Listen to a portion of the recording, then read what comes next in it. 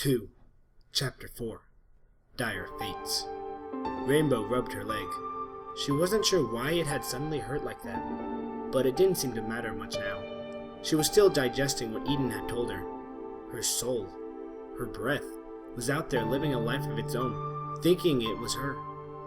What if it didn't want to come back or decide to steal her life and try to outdo her? Rainbow didn't like the idea of competing against herself. It wasn't a fair fight. A fair fight was one where she had the advantage. Eden stretched lazily and dropped off the cloud. She landed elegantly at the entrance of the well and looked back at Rainbow. Let's not sit around idly all day. There is something I wish to show you, if I may. Rainbow dropped down next to her, hovering above the floor to not risk using her broken leg.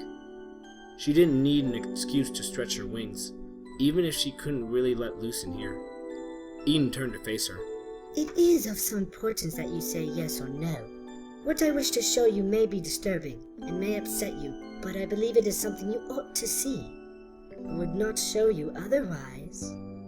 Rainbow hesitated before asking, "What will I see?" Things are stirring below the surface, both here in Equestria and elsewhere. On the surface things are calm, but much is about to be set in motion. Soon it may not be possible to turn back. Eden said enigmatically. The future is full of shadows, but what you see may help you to understand your part in it all, at least given time. It just might save your life and that of your friends, too. Rainbow glared slightly at her. "Talk plain, will you? I hate riddles!" I could do that, Eden smirked at her. but I would rather show you. Seeing is believing, my little pony. "And what if I say no?" It is your choice, but information is power, and there is only so much I can tell you. She gestured at the hall beyond the doors. Will you walk with me? Will you let me show you? Her voice was earnest, as if the question was actually important to her and not just a matter of being polite.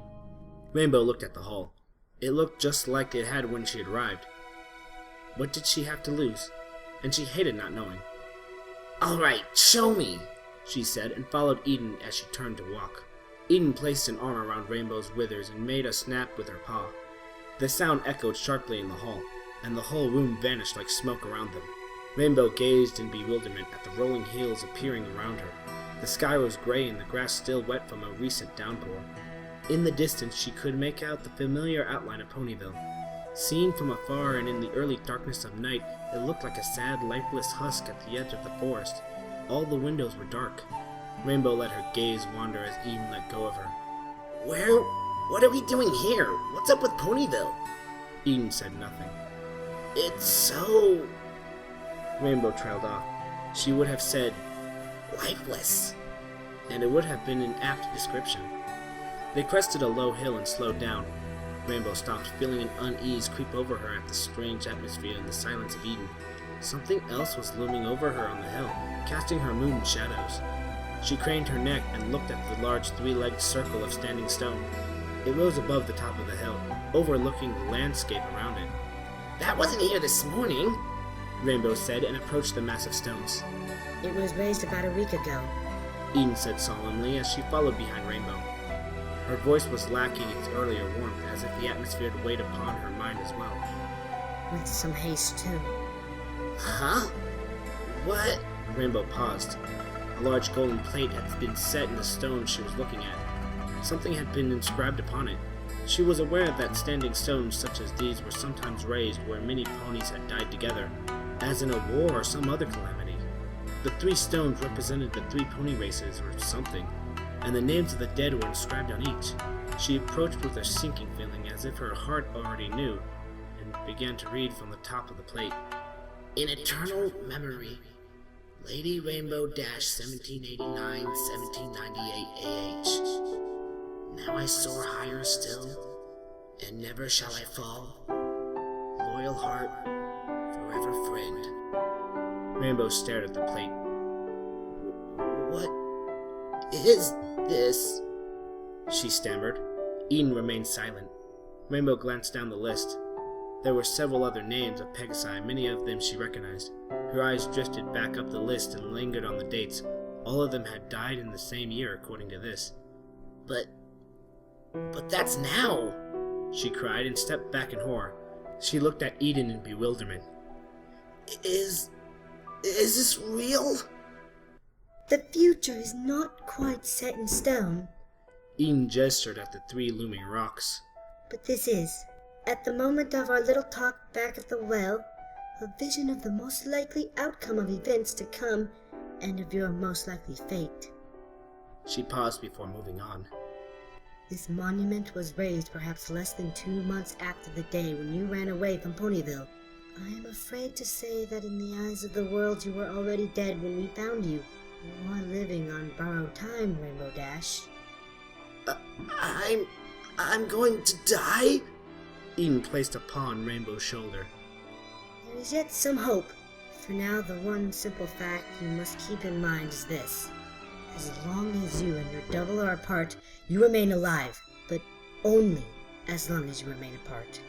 The moment you and your double reunite, and this will happen soon, because even the strongest of souls cannot outrun their fates for long, then death will catch up to you too. Rainbow looked down. I don't understand. Eden gestured at the other 2 stones. Rainbow looked back at the monument and hesitated before circling around to the second stone. It too had a golden plate engraved with names. In eternal memory, Her Royal Highness Princess Luna of Equestria, 25BH, 1798AH. I shall bring a light into the darkness, and enlighten the world with a spark. My beloved sister, Lady Twilight Sparkle, 1788, 1798 AH. I shall never fear or walk alone, for you are with me and within me, and magic never dies. Rainbow felt a knot in her heart. What happened? Why? She stammered, unable to tear herself away from the stone. There were other names on this plate, all of them unicorns. She didn't recognize many of them. Eden followed her and looked at the plate solemnly. The youngest sister. She was always very fierce. An absolutely brilliant mind, too. She always had grand plans and hopes for her country, but she was also very, very unbending and prideful. It sounded like a fairy tale as Eden spoke of Luna, like something long ago and nearly forgotten. She turned to look at the sky and the faint light of the moon breaking through a few cracks in the gloomy clouds. Rainbow followed her gaze. These stones speak of war. Eden continued. The young princess fell in battle while defending her subjects. Twilight Sparkle fought bravely by her side and fell while trying to save her princess. Meanwhile, I believe you tried to outrace yourself, an endeavor sadly doomed to failure and, in your unique case, also to death. Eden shook her head. She seemed pained to Rainbow. It shouldn't end like this, she said quietly to the world around them. But why is all this happening? Rainbow couldn't make sense of it. Why is there a war? Let me ask you a question, hypothetically. Eden said and considered the far horizon.